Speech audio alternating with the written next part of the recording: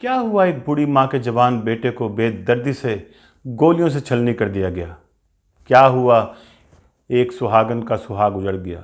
کیا ہوا اگر ننھی ننھی بچیوں کے سر سے باپ کا سایہ اٹھ گیا؟ کیا ہوا بہنوں کا محافظ بھائی بے قصور مار دیا گیا؟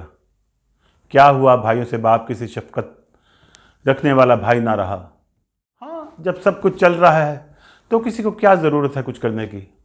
لیکن کون دلاسا دے سکے گا اس ماں کو، اس بیوہ کو، ان معصوم بچیوں کو جن میں سے ایک کی پہلی سالگرہ گزرے چند ماہ ہی گزرے تھے؟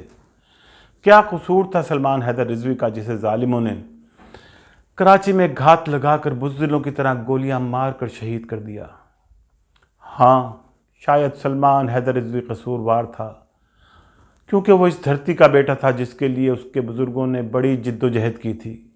لیکن اس سے بڑھ کر اس کا قصور یہ تھا کہ وہ اس حسین ابن علی کے ماننے والوں میں سے تھا، جس حسین ابن علی نے اپنا گھرانہ جس میں 6 ماہ تک کا بچہ تھا، ان کے گلے تو کٹوا دیے لیکن باطل کے سامنے سر نگو نہیں کیا۔ وہ حسین ابن علی جس کے بابا علی ابن ابی طالب نے تنہا اپنے زور بازو سے قلعہ خیبر کے در کو اکھاڑ پھینکا تھا اور دشمنوں کو شکست فاش دی تھی۔ حسین ابن علی وہ تھے، اگر یزید سے لڑنا چاہتے تو ان کے پاس بمثل علی ابن ابی طالب عباس دلاور سا جری تھا، جو اکیلا ہی تمام یزیدی فوج پر بھاری تھا، لیکن ان کی نظر وقتی جنگی فتح پر نہیں تھی، انہیں تو نانا کا دین بچانا تھا۔ انہیں معلوم تھا کہ ان کی قربانی ہی یزیدیت کو کچل سکتی ہے۔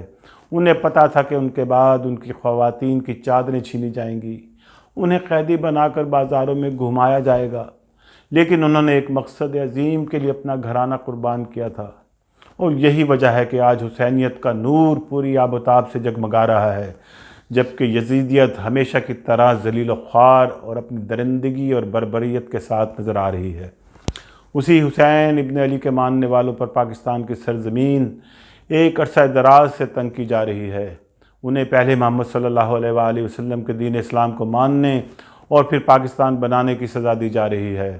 دشمن جو چاہتا تھا کہ پاکستان یا تو بنے نہیں، اور جب بن گیا تو پھر اس کے خلاف شروع دن سے ایک سازش کی جاتی رہی ہے کہ یہ ملک جلد ختم ہو جائے، اور 1971 میں ہم اسے پورا ہوتے دیکھ بھی چکے ہیں۔ لیکن پھر باقی ماندہ پاکستان کو اسی کے بنانے والوں نے قائم و دائم رکھنے کے لیے ہر طرح کی مدد فراہم کی۔ پاکستان کی شروع کی تاریخ پر اگر نظر دوڑائیں تو شیعان حیدر کرار کی کاوشیں ہر میدان میں نظر آتی ہیں۔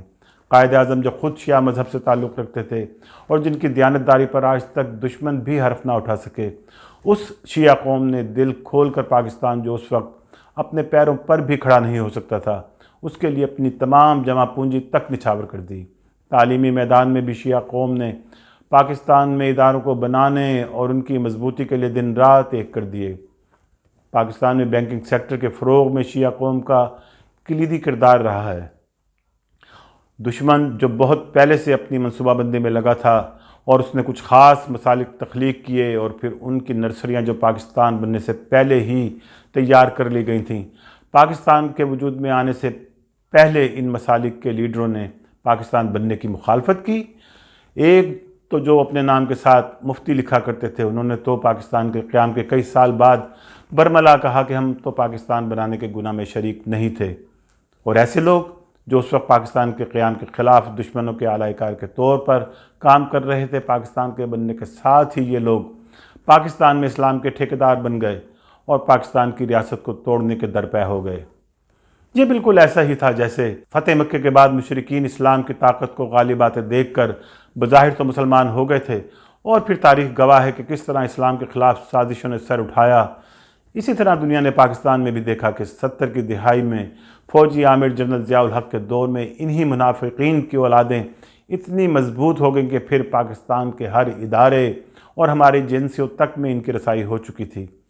ہماری فوج میں انہی دنوں سلیکشن کے وقت، فارم بھرتے وقت پہلی بار ہر امیدوار کو اپنا مسلک تک بتانا ضروری ہو گیا تھا۔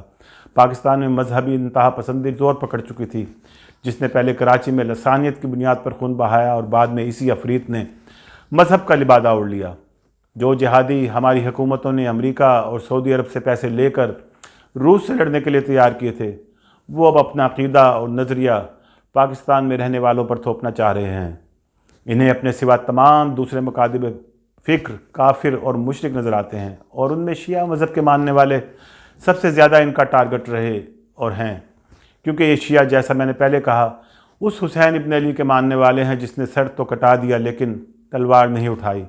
اس حسین کا شیعہ بھی اپنے ہزاروں لاکھوں پیارے شہید کروانے کے باوجود اینٹ کا جواب پتھر سے دینے پر ابھی تک آمادہ نہیں ہے، لیکن لگتا ہے کہیں پر کوئی طاقت اس وقت کا انتظار کر رہی ہے کہ جب شیعہ علماء کرام بھی اپنے لوگوں کو خون کے بدلے خون کرنے کی طرف لگا دیں، اور پھر پاکستان کی کوئی گلی محلہ ایسا نہ بچے جہاں خون کی ندیاں نہ بہہ رہی ہوں۔ مساجد جن کو اللہ کا گھر کہا اور مانا جاتا ہے، پشاور کی مسجد کی طرح ملک کی ہر گلی اور محلے میں قائم دوسرے مسلک کی مساجد اور عبادت گاہوں میں بھی بے گناہ نمازی اسی دہشت گردی کا نشانہ بنے جس طرح شیعہ لوگ بن رہے ہیں۔ کل ہی پاکستان کی کوششوں سے UN میں اسلاموفوبیا کے بارے میں قرارداد منظور ہوئی ہے جو نہایت ہی قابل تحسین ہے، لیکن دوسری طرف ہم اپنے ہی ملک میں ان دہشت گرد تنظیموں کا قلع کما کیوں نہیں کر پا رہے جو اصل میں ساری دنیا میں اسلام کا ایسا بھیانک چہرہ دکھانے کی ذمہ دار ہیں۔ میں بڑے واضح انداز میں کہنا چاہ رہا ہوں کہ ہماری سیکیورٹی ایجنسیوں کو اب وقت آ گیا ہے کہ تمام سیاسی اور مسلکی وابستگیوں سے ہٹ کر اپنے اندر سے بھی ایسی کالی بھیڑوں کو صاف کرنا ہوگا، اور جہاں جہاں سے انہیں سپورٹ مل رہی ہے وہ راستے بھی بند کرنا ہوں گے۔ یہ درست ہے کہ بہت سی سازشوں کے پیچھے ہمارا دشمن موجود ہے جو ہمارے ملک کی جڑوں کو کھوکھلا کرنے میں لگا ہوا ہے، لیکن اس کو سپورٹ ہمارے اپنے اندر ہی کے لوگ فراہم کرتے ہیں، اور میں نہیں سمجھتا کہ ہماری ایجنسیوں کو ان کے بارے میں علم نہیں۔ پہلے ہی بہت دیر ہو چکی ہے۔ اگر اب بھی ان عناصر کو لگام نہ دی گئی تو ان کی لگائی ہوئی آگ ہر گھر کو اپنی لپیٹ میں لے کر جلا کر راکھ کر دے گی۔ شیعوں نے پاکستان بنایا تھا، پاکستان شیعوں کے دلوں میں بستا ہے، اسی لیے شیعہ ریاستیں پاکستان کے لیے اپنا خون دیے جا رہے ہیں، لیکن اس کے خلاف کسی سازش میں ملوث نہیں ہوتے۔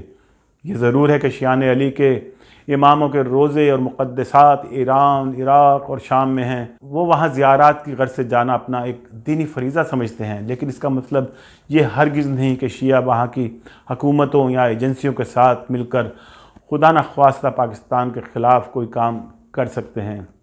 لہٰذا اگر پاکستان کو بچانا ہے تو اس کے ہر شہری کی حفاظت کرنا ریاست کی ذمہ داری بنتی ہے۔ جتنی جلدی ریاست اس بات کا احساس کر کے اس کا ازالہ کر لے گی اتنا ہی بہتر ہے۔ حسینیت زندہ باد۔